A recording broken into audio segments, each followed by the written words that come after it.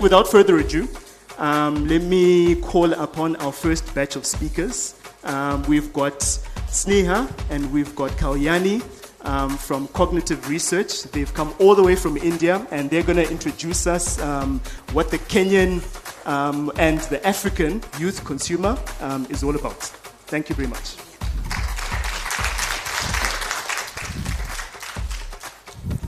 So thank you everyone. So basically after a few minutes we will gonna see the how African youth, the future. It's not a future segment, but it's a present force.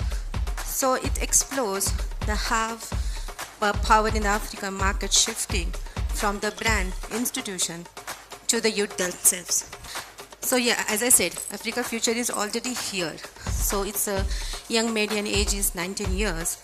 So of course, this is a powerhouse to create an engine of economical growth. They are into the production as well.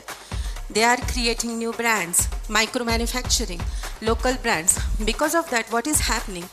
People are more into the businesses. Almost 20% are running the business, and in that, 7 to 10% are the young population. So of course, it is accounted into the economical growth.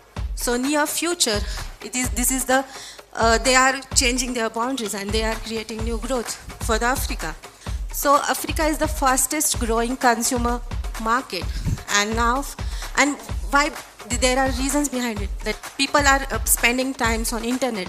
They are purchasing few things. The consumer power is increasing. Urbanization, digitalization, digital leapfrogging. And what is the digital leapfrogging? Fintech, edtech, agri-tech, health tech. Government also is focusing on the AI platform for the education. 35% unemployment. And this is completely untapped market. Youth is not only focused on global fluent, but they are mostly locally grounded as well. For example, Nike sneakers paired with the Ankara prints. So this is the main parameter, or this is the key power you can say in a youth, their local mindset. Now moving ahead, my colleague will tell you about the brands, how the brands are actually behaving and the youth are treating them. Thank you, Kalyani, for giving us an overview of how African market is behaving. I would like to start with that our research starts from a different perspective. We see youth not just as demographic, but youth as shift in power. Shift of power from brands to communities, shift of power from institutions to individuals. While doing our study, we saw three different factors that shape the African market behaviors. Those are from material ownership to digital ownership. Youth cares about not just possession but digital ownership. The youth is not just interested in global trends, but they are interested to have their own identity grounded. When the global markets or when global brands come in Africa market, they should be aware that the youth care about their own identity, their own cultural authenticity. 4 factors that are very important when we talk about the forces that shape every decision that happen in Africa. The first one is identity. The second is trust. When we talk about trust is something that has to be always given importance when we talk about consumer behavior.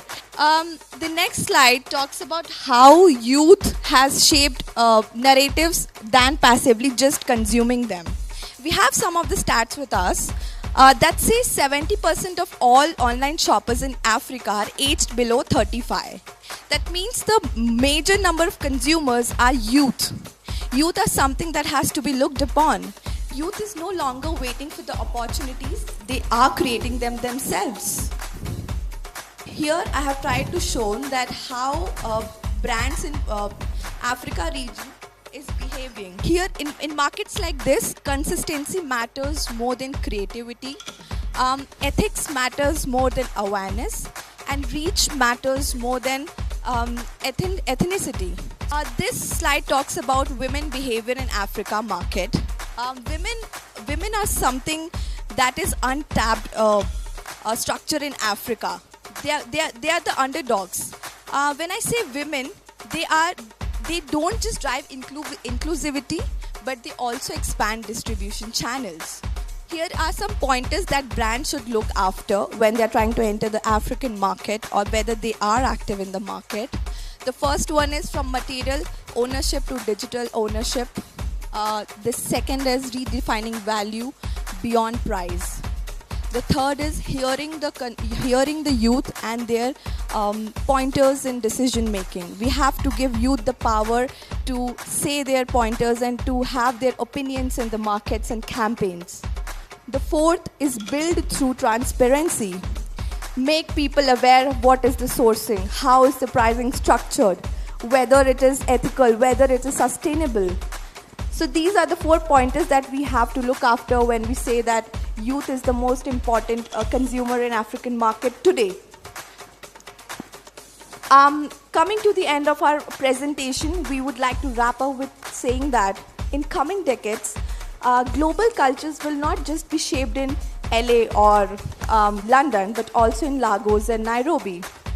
And the youth will not just merely consume the brands or the products, but they will also co-create with them. So yes, this is the end of the presentation. I hope everyone likes it. Thank you.